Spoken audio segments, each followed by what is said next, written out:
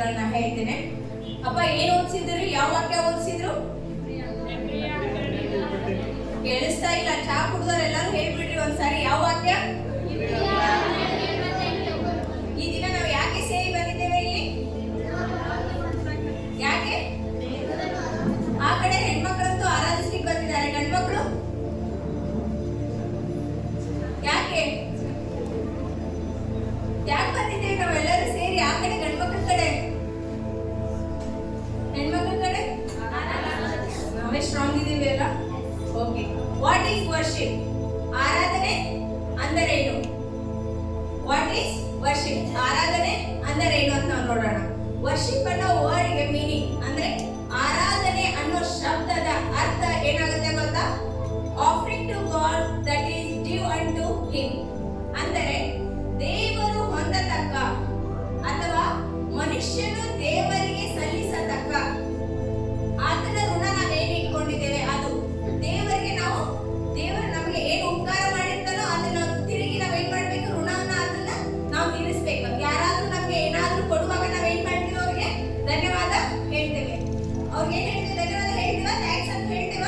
ಅದೇ ತರ ದೇವರಿಗೆ ನಾವು ಮನುಷ್ಯರಾದಂತವರು ನಾವು ದೇವರಿಗೆ ಸಲ್ಲಿಸತಕ್ಕ ದೇವರಿಗೆ ಋಣ ನಾವೇನ್ ಇಟ್ಕೊಂಡಿದ್ದೇವೆ ಅದನ್ನ ಋಣ ನಾವು ಇಟ್ಕೊಳ್ಳುವಾಗ ಅದನ್ನ ಏನ್ ಮಾಡ್ಬೇಕು ಗೊತ್ತಾ? ದೇವರ ಪಾದದಲ್ಲಿ ಬಂದು ನಾವು ದೇವರಿಗೆ ಅದನ್ನ ಸಮರ್ಪಿಸುವುದು ಏನಾಗಿದೆ? ಆರಾಧನೆಯಾಗಿದೆ. ಆತನ ಸಾಲ ಅದನ್ನ ಉಪಕಾರ ಮಾಡುವಾಗ ನಾವು ತೀರಿಸದೇ ಇದ್ದರೆ ಅದೇನಾಗಲ್ಲ, ನಾವು ಆರಾಧನೆ ಮಾಡ್ದಕ್ಕಾಗಲ್ಲ. ಆರಾಧನೆಯಿಂದ ನಾವೇನ್ ಅನ್ಕೊಳ್ತೇವೆ? ನಾವು ಹಾಡಿದ್ರೆ ಆರಾಧನೆ, ಹೌದು ನಾವು ಒಪ್ಕೊಳ್ತೀವಿ. ನಾವು ಕೈ ಎತ್ತಿ ಸ್ತುತಿಸಿದ್ರೆ ಅದು ಆರಾಧನೆ. ನಾವು ಕುಣಿದಾಡಿ ದೇವರನ್ನು ಕೊಂಡಾಡಿದ್ರು ಅದು ಆರಾಧನೆ. ಬಟ್ ಇಲ್ಲಿ ನಾವೇನ್ ಮಾಡ್ಬೇಕು? ದೇವರ ಋಣ ನಾವ್ ಏನ್ ಮಾಡ್ಬೇಕು? ತೀರಿಸುವಂತರಾಗಿರ್ಬೇಕು. ನಮ್ಮ ಜೀವಿತದಲ್ಲಿ ನಾವ್ ಎಷ್ಟೋ ವಸ್ತುಗಳನ್ನ ನಾವು ಇಷ್ಟಪಡ್ತೇವೆ. ಬಹಳ ವಸ್ತು ಇರುತ್ತಲ್ಲ, ಆ ವಸ್ತುಗಳಲ್ಲಿ ನಾವೇನ್ ಮಾಡ್ತೇವೆ? ತುಂಬಾ ನಮ್ಗೆ ಪ್ರಿಯವಾದದ್ದು, ನಾವು ಬಹಳ ಪ್ರೀತಿ ಮಾಡುವಂತದ್ದು. ಪ್ರೀತಿ ಎಲ್ಲ ವಸ್ತುಗಳನ್ನು ಮಾಡ್ತೇವೆ, ಬಟ್ ಅದರಲ್ಲೇ ಅತಿಯಾಗಿ ಸ್ಪೆಷಲ್ ಆಗಿರ್ಬೋದು. ಒಬ್ಬ ಮನುಷ್ಯ ನಾವು ಪ್ರೀತಿ ಮಾಡ್ಬೋದು, ಅತಿಯಾಗಿ 4 ಜನರಲ್ಲಿ ಏನ್ ಮಾಡ್ತೇವೆ? ಒಬ್ಬನ ಸ್ವಲ್ಪ 1% ಜಾಸ್ತಿ ಬಹಳ ಹಚ್ಕೊಳ್ತೇವೆ. ಈ ಜಗತ್ತಿನಲ್ಲಿ ನಾವೆಲ್ಲ ಪ್ರೀತಿ ಮಾಡ್ತೀವಿ ಅಲ್ಲ, ನಾವೆಲ್ಲ ಯಾವ್ದಾದ್ರು ವಸ್ತುನ ಇಷ್ಟಪಡ್ತೇವೆ.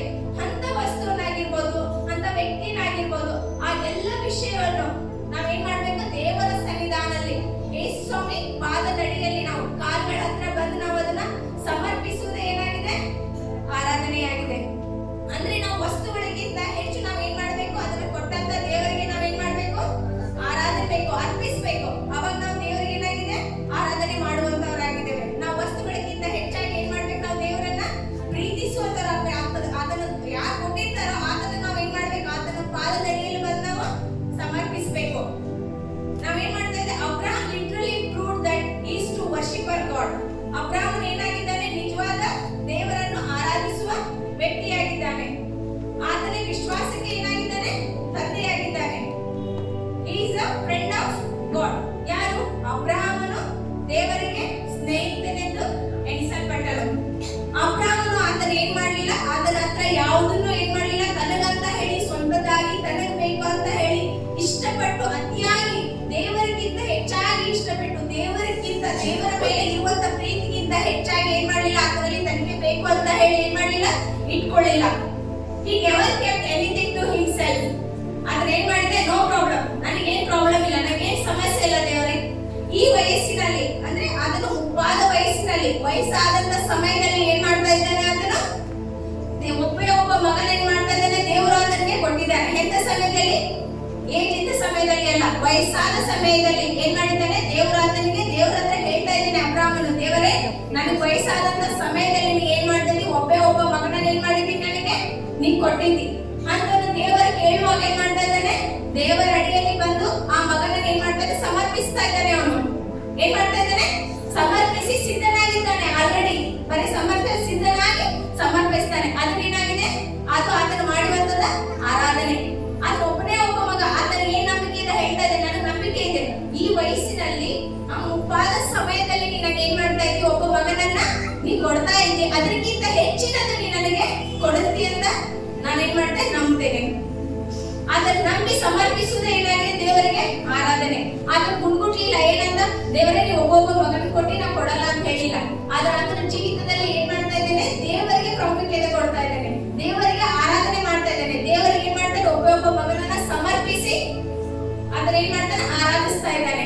ಅಂದ್ರೆ ದೇವರು ಆತನಿಗೆ ಹೆಚ್ಚಿನದಾಗಿ ಕೊಡುತ್ತಾನೆ ಅಂತ ಹೇಳಿ. ಈ ದಿನದಲ್ಲಿ ನಾವು ಏನ್ ಮಾಡ್ತಾ ಇದ್ದೇವೆ?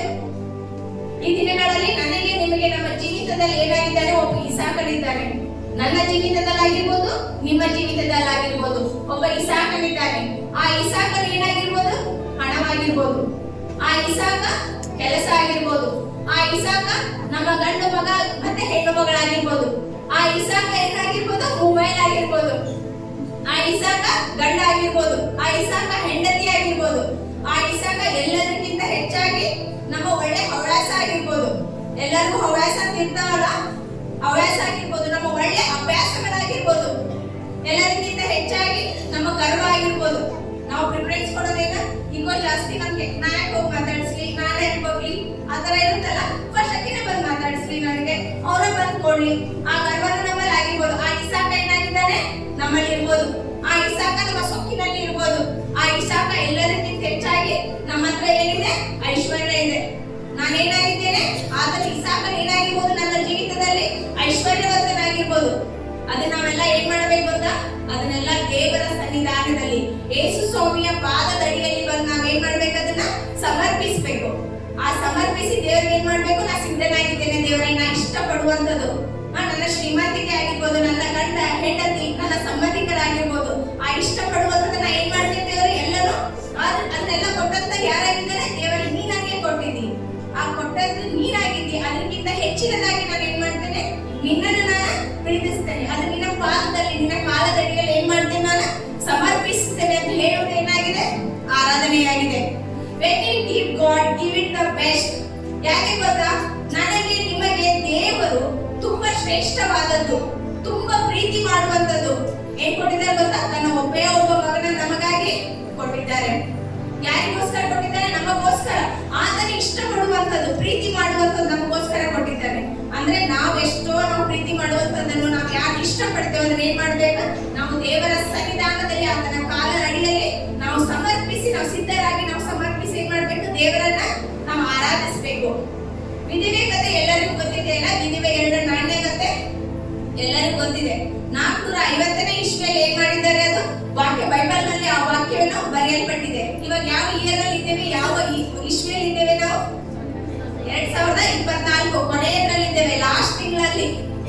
ಆ ಕೊನೆಯ ಮಂತಲ್ಲಿ ನಾವು ಇದ್ದೇವಲ್ಲ, ಆ ಮಂತಲ್ಲಿ ಇದ್ರು 450ನೇ ಇಸ್ವಿಯಲ್ಲಿ ಬರೆದಂತ ವಾಕ್ಯ ನಾವ್ ಏನ್ ಮಾಡ್ತಾ ಇದ್ದೇವೆ, ಇದುವರೆಗೂ 2024 ನಾವು ಓದ್ತಾ ಇದ್ದೇವೆ. ಅವಳ ಹತ್ರ ಅಂತದೇನಾದ್ರೂ ಇತ್ತ, ಇಲ್ಲ. ವಿಧಿವ ಹತ್ರ ಏನಿತ್ತು, ಅತಿ ಐಶ್ವರ್ಯ ಅಥವಾ ಐಶ್ವರ್ಯ ಇಟ್ಟಿದ್ದಕ್ಕಾಗಿ 2 ನಾಣ್ಯ ಕೊಡ್ಲ ದೇವರಿಗೆ, ಇಲ್ಲ. ಶ್ರೀಮಂತಿಕೆ ಇತ್ತ ಅಥವಾ ಯಾರಾದ್ರೂ ಸಂಬಂಧಿಕರು ಕೊಟ್ಟ, ಆಲ್ರೆಡಿ ವಿಧಿವೆ ಯಾರು ಈ ಕಡೆ ಇರಲಿಲ್ಲ, ಈ ಕಡೆ ಇರೋದಂತದ್ದು ಏನಾಗಿತ್ತು, 2 ನಾಣ್ಯ ಇತ್ತು. ಆತನಿಗೆ ಇರೋದೇ 2 ನಾಣ್ಯ. ಆ 2 ನಾಣ್ಯದಿಂದನೇ ಮಾಡ್ಬೇಕು. ಏನ್ ನಿರ್ಧಾರ ತಗೊಂಡ್ರು, ಏನ್ ಡಿಸಿಷನ್ ತಗೊಂಡ್ರು, ಏನ್ ಡಿಸೈಡ್ ಮಾಡಿದ್ರೆ ಏನ್ ಮಾಡ್ಬೇಕು, ಆ 2 ನಾಣ್ಯದಿಂದ ಮಾತ್ರ ಮಾಡ್ಬೇಕು. ಆ 2 ನಾಣ್ಯನೇ ಏನ್ ಮಾಡಿದ್ರೆ ಬಹಳ ಪ್ರಾಮುಖ್ಯವಾದದ್ದು, ಬಹಳ ಇಂಪಾರ್ಟೆಂಟ್ ಆಗಿತ್ತು, ಮುಖ್ಯವಾಗಿತ್ತು. ಅದನ್ನ ಏನ್ ಮಾಡಿದ್ಲಕ್ಕೆ, ದೇವರಿಗೆ ಸಮರ್ಪಿಸಿದ್ಲು. ಅದರ ಮೂಲಕ, ಸಮರ್ಪಿಸುವುದರ ಮೂಲಕ ಏನ್ ಮಾಡಿದ್ಲಕ್ಕೆ, ದೇವರನ್ನ ಆರಾಧಿಸಿದ್ಲು. ಹೌದಲ್ಲ? When should I worship? ನಾವು ಯಾವಾಗ ನಾವು ಹೇಗೆ ನಾವು ವರ್ಷಿಪ್ ಮಾಡಬೇಕು, ನಾವು ಯಾವಾಗ ಆರಾಧನೆ ಮಾಡಬೇಕು, ಹೌ ಶುಡ್ ಐ ವರ್ಷಿಪ್? ನಾವು ಹೇಗೆ ಆರಾಧನೆ ಮಾಡಬೇಕು? ರೋಮಾಪುರ ಬರೆದ ಪತ್ರಿಕೆ 12ನೇ ಅಧ್ಯಾಯ 1ರಿಂದ 2. ರೋಮಾಪುರ 12ನೇ ಅಧ್ಯಾಯ 1ರಿಂದ 2 ಯಾರಾದ್ರೂ ಓದಿ.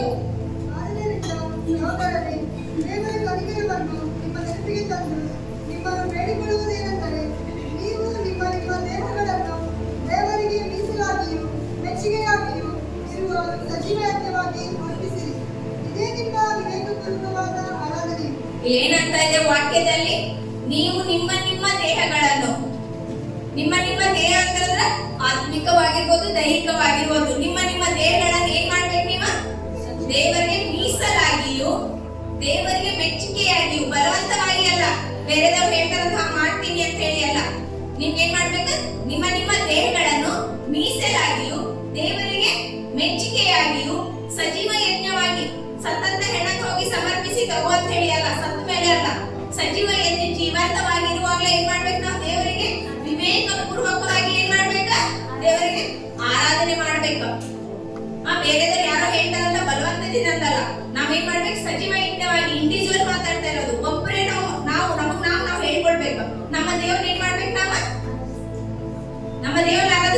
ದೇವರನ್ನ ಆರಾಧಿಸ್ಬೇಕಾ? ನಿಮ್ಮ ನಿಮ್ಮ ದೇಹಗಳನ್ನು ಮೀಸಲಾಗಿಯೂ ಮೆಚ್ಚುಗೆಯಾಗಿಯೂ ನಿಮ್ಮ ಸಜೀವ ಯಜ್ಞವಾಗಿ ಏನ್ ಮಾಡ್ಬೇಕು? ದೇವರ ಹತ್ರ ನೀವು ಸಮರ್ಪಿಸಬೇಕು. ಆ ತರ ಸಮರ್ಪಿಸಿದ್ರೆ ನಾವು ಏನ್ ಮಾಡುವವರಾಗಿದ್ದೇವೆ? ದೇವರನ್ನ ಆರಾಧಿಸುವವರಾಗಿದ್ದೇವೆ. ನಾವು ಆರಾಧನೆಯಿಂದ ನಾವು ಏನೇನು ಅನ್ಕೊಂಡಿದ್ವಿ? ಹಾಡು ಹೇಳೋದು, ಸ್ತುತಿಸೋದು, ಆ ತರ ಅನ್ಕೊಂಡಿದ್ವಲ್ಲ. ಎಷ್ಟೆಷ್ಟಿದೆಲ್ಲ ನಮ್ಮ ದೇಹಗಳನ್ನು ಸಮರ್ಪಿಸೋದೇ ಏನಾಗಿದೆ? ಸಜೀವ ಯಜ್ಞವಾಗಿ ದೇವರನ್ನ ಆರಾಧಿಸುವಂತದ್ದಾಗಿದೆ. 5 ರೊಟ್ಟಿ 2 ಮೀನದ ಎಲ್ಲರಿಗೂ ಕತೆ ಗೊತ್ತಿದೆ ಅಲ್ಲ, ಸ್ಟೋರಿ ವಾಕ್ಯ ಗೊತ್ತಿದೆ ಅಲ್ವಾ ಬೈಬಲ್ ನಲ್ಲಿ. ಆ ಹುಡುಗ ಏನಾಗಿದ್ದ? ದನ ಕಾಯುವವನಾಗಿದ್ದ. ದನ ಕಾಯುವಂತ ಸಣ್ಣ ಹುಡುಗ ಅವನಿಗೋಸ್ಕರ ತಾಯಿ ಏನ್ ಮಾಡ್ತಾ ಇದಾರೆ? ರೊಟ್ಟಿ ಏನ್ ಮಾಡ್ತಾರೆ? 5 ರೊಟ್ಟಿ 2 ಮೀನಿನ ಏನ್ ಮಾಡ್ತಾರೆ? ಡಬ್ಬಿಯಲ್ಲಿ ಕಟ್ಟಿ, ಬಾಕ್ಸ್ ಅಲ್ಲಿ ಕಟ್ಟಿ ನಾವು ಹೆಂಗ್ ಮಕ್ಕಳಿಗೆ ಕಟ್ ಕಳಿಸ್ತೇವಲ್ಲ ಹಾಗೆ ಕಟ್ ಕಳಿಸ್ತಾ ಇದಾರೆ. ಆದ್ರೆ ಯೇಸು ಸ್ವಾಮಿ ಯಾರಂತ ಗೊತ್ತಿಲ್ಲ. ಯೇಸು ಸ್ವಾಮಿ ಈ ತರ ಅದ್ಭುತ ಕಾರ್ಯ ಮಾಡ್ತಾನ ಅದೇನಾದ್ರು ಗೊತ್ತಾ? ಹುಡುಗನ್ಗೆ, ಸಣ್ಣ ಹುಡುಗ ಏನು ಗೊತ್ತಿಲ್ಲ. ಅವ್ರು ಕೇಳಿದ ತಕ್ಷಣ ಏನ್ ಮಾಡ್ತಾ ಇದ್ದಾನೆ? ಕೊಟ್ಬಿಡ್ತಾ ಇದ್ದಾನೆ ಅವನು. ನಾವ್ ಏನಾದ್ರು ಯೋಚನೆ ಮಾಡಿದ್ದ, ನಮ್ಮ ತಾಯಿ ನನಗೋಸ್ಕರ ಅಷ್ಟೇ ಕೊಟ್ಟಿದ್ದಾರೆ, ನಾನು ಯಾರಿಗೂ ಕೊಡಬಾರ್ದು, ಏನು ಯೋಚನೆ ಮಾಡ್ತಿಲ್ಲ. ಕೇಳುವಾಗ ಏನ್ ಮಾಡ್ತಾರೆ? ಕೊಡ್ತಾ ಇದ್ದೇನೆ. ಬರೀ ಅಷ್ಟು ಕೊಟ್ಟಿದ್ರಿಂದ ಏನಾಯ್ತು? 5,000 ಜನ ಏನ್ ಮಾಡಿದ್ರು? ಊಟ ಮಾಡಿದ್ರು. ಉಂಡು ಎಷ್ಟು ಏನ್ ಮಾಡಿದ್ರು? ಉಳಿತು. ಹೌದಲ್ವಾ? ನಾವ್ ಏನ್ ಮಾಡ್ತಾ ಇದ್ದೇವೆ? ನಾವು ಆತರ ಹುಡುಗನ ತರ ನಮ್ಗೆಲ್ಲ ಯೇಸು ಸ್ವಾಮಿ ಗೊತ್ತು, ಆ ಹುಡುಗರು ಯೇಸು ಸ್ವಾಮಿ ಗೊತ್ತಿಲ್ಲ. ಬಟ್ ನಾವು ಯೇಸು ಸ್ವಾಮಿ ಗೊತ್ತಿದ್ದು ಯಾವ ತರ ಆರಾಧಿಸ್ತಾ ಇದ್ದೇವಾ? ನಾವು ಸಭೆಗೆ ವಾರ ವಾರ ಸಂಡೆ ಬರ್ತಾ ಇದ್ದೇವಾ? ಚರ್ಚಿಗೆ ದೇವರನ್ನ ಆರಾಧಿಸ್ಲಿಕ್ಕೆ ನಮ್ಮ ಕುಟುಂಬ ಸಮೇತ ನಾವು ದೇವರಲ್ಲಿ ನಾವು ಬರ್ತಾ ಇದ್ದೇವಾ ಕೂಡಿ? ನಮ್ಮ ಕೆಲಸದಲ್ಲಿ ನಾವು ಜಾಸ್ತಿ ಪ್ರಿಫರೆನ್ಸ್ ಕೊಡ್ತೀವಿ. ನಾವೀಗ ಜಾಬಿಗೆ ಹೋಗ್ತಿರ್ಬೋದು, ನಾವು ಯಾವ್ದೋ ಉದ್ಯೋಗದಲ್ಲಿ ಇರ್ಬೋದು. ಉದ್ಯೋಗದಲ್ಲಿ ಇರುವಾಗ ನಾವ್ ಏನ್ ಮಾಡ್ತೀವಿ? ಜಾಸ್ತಿ ಪ್ರಿಫರೆನ್ಸ್ ಕೊಡ್ತೀವಿ. ಕರೆಕ್ಟ್ ಟೈಮ್ ಹೋಗ್ಬೇಕು, ಕರೆಕ್ಟ್ ಟೈಮಿಗೆ ಬರ್ಬೇಕು. ಅವ್ರ ರಜೆ ಕೊಟ್ರೆ ನಾವು ತಗೊಳ್ತೀವಿ, ಇಲ್ಲಾಂದ್ರೆ ಕೊಡಲ್ಲ. ಬಟ್ ಸಂಡೇ, ರವಿವಾರ ದೇವರಿಗಾಗಿ ಇದೆಯಲ್ಲ, ದೇವರನ್ನ ಆರಾಧಿಸ್ಲಿಕ್ಕೆ ಇದೆಯಲ್ಲ, ನಾವೇನ್ ಮಾಡ್ಬೇಕು? ನಾವು ಒಬ್ಬರೇ ಅಲ್ಲ, ನಮ್ಮ ಕುಟುಂಬ ಸಮೇತವಾಗಿ ಸಣ್ಣವರಿಂದ ಹಿಡಿದು ದೊಡ್ಡವರೆಗೂ ನಾವ್ ಏನ್ ಮಾಡ್ಬೇಕು? ಆ ದಿನ ಬಂದು ದೇವರನ್ನ ನಾವು ಆರಾಧಿಸ್ಬೇಕು. ಹೇಗೆ ನಾವು ಕೆಲಸದಲ್ಲಿ, ನಮ್ಮ ಜಾಬ್ ನಲ್ಲಿ ನಾವು ಹೇಗೆ ಕೆಲಸ ಮಾಡ್ತೇವೋ, ಸಭೆಯಲ್ಲಿ ಏನಾದ್ರೂ ಇದ್ದಾಗ, ಸಂಡೆ ಏನಾದ್ರೂ ಕೆಲಸ ಇದ್ದಾಗ ಅದ್ಮೇಲೆ ನಾವು ಬಂದ್ ಮಾಡೋದೇನಾಗಿದೆ? ದೇವರಿಗೆ ಒಂದ್ ರೀತಿಯಾಗಿ ಆರಾಧಿಸುವಂತದ್ದಾಗಿದೆ. ಹೌದಲ್ವಾ? ಕೆಲಸ ಮಾಡೋದು ಆರಾಧನೆ ಅಲ್ಲ, ಬಂದು ದೇವರ ಸಹಾಯ ಮಾಡೋದು, ಮನೆಯಲ್ಲಿ ಕೆಲಸ ಮಾಡೋದು, ಜಾಬ್ ನಲ್ಲಿ ಕೆಲಸ ಮಾಡೋದಲ್ಲ. ಸಭೆಯಲ್ಲಿ ಇದ್ದಾಗ ನಿಮಗೆ ಎಷ್ಟಾಗುತ್ತೋ ಅಷ್ಟು ಬಂದು ಕೆಲಸ ಮಾಡೋದು, ಸಹಾಯ ಮಾಡೋದು ಏನಾಗಿದೆ? ಒಂದ್ ರೀತಿಯಾಗಿ ಆರಾಧನೆಯಾಗಿದೆ. ಲೂಕ 17ನೇ ಅಧ್ಯಾಯ 11-19. ಲೂಕ 17ನೇ ಅಧ್ಯಾಯ 11-19. 10 ಮಂದಿ ಕುಷ್ಠರೋಗಿಗಳಿದ್ದಾರೆ ಅಲ್ಲಿ. ಯಾರಾದ್ರೂ ಗೊತ್ತಿರಾ ಬೇಗ? ಆತನು ಯೆರೂಸಲೇಮಿಗೆ ಪ್ರಯಾಣ ಮಾಡುವಾಗ ಸಮಾರ್ಯದ ಗಲಿಲಾಯ ಸೀಮೆಗಳ ನಡುವೆ ಹಾದು ಹೋದನು.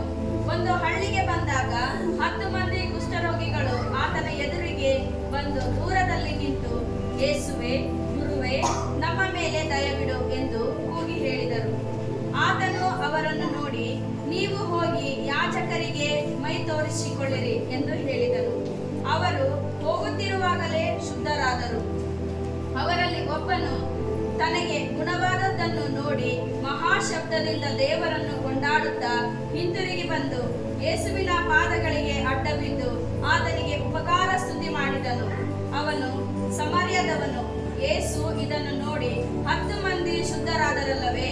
ಮಿಕ್ಕ 9 ಮಂದಿಯಲ್ಲಿ ದೇವರನ್ನು ಸ್ತುತಿಸುವುದಕ್ಕೆ ಈ ಅನ್ಯ ದೇಶದವನ್ನೇ ಹೊರತು ಇನ್ಯಾರೂ ಹಿಂತಿರುಗಿ ಬರಲಿಲ್ಲವೇ ಎಂದು ಹೇಳಿ ಅವನಿಗೆ, ಎದ್ದು ಹೋಗು, ನಿನ್ನ ನಂಬಿಕೆಯು ನಿನ್ನನ್ನು ಸ್ವಸ್ಥ ಮಾಡಿಯದೆ ಎಂದು ಹೇಳಿದನು. ಏನ್ ಹೇಳ್ತದೆ? 10 ಜನ ಏನ್ ಮಾಡ್ತಾ ಇದಾರೆ? ಕುಷ್ಠರೋಗಿಗಳಿದ್ದಾರೆ. ಕುಷ್ಠರೋಗಿಗಳು ಎಲ್ಲಿರ್ತಾರೆ? ಊರಿಂದ ಹೊರಗಡೆ ಇರ್ತಾರೆ.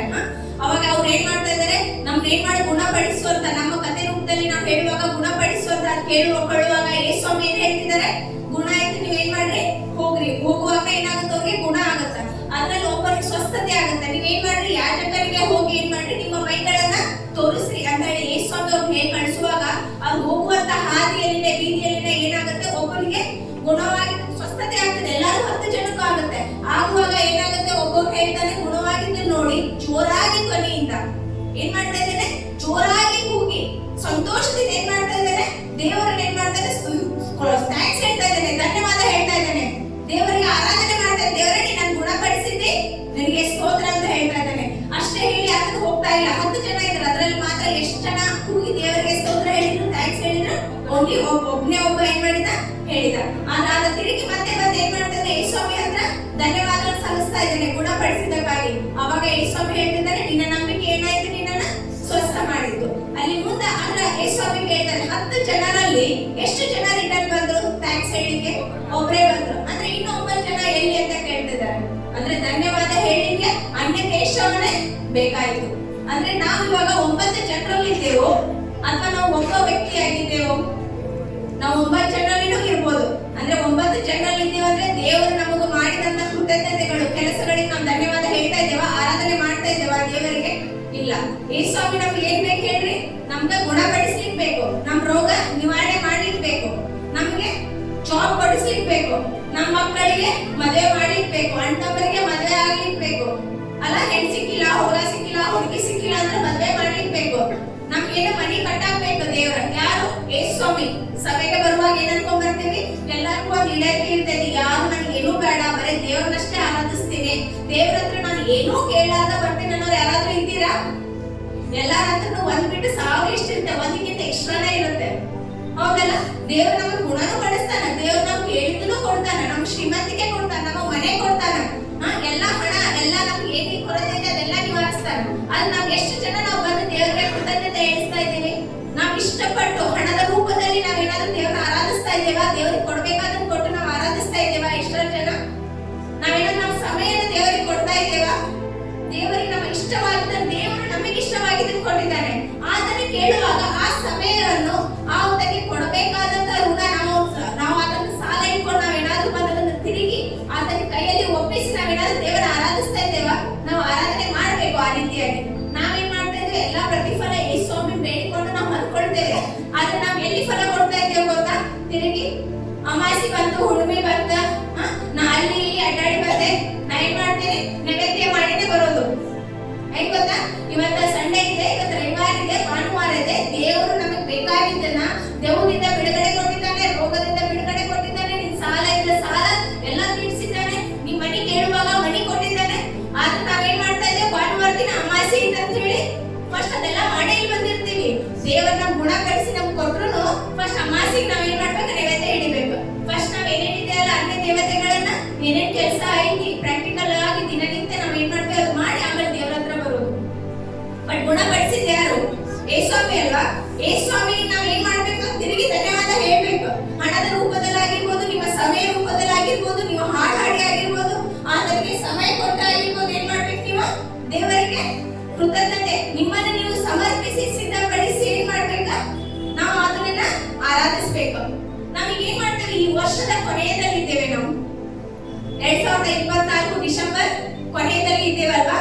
ಇಬ್ರಿಯ 12ನೇ ಅಧ್ಯಾಯ 28-29 ಇಲ್ಲೇ ಇದೆ.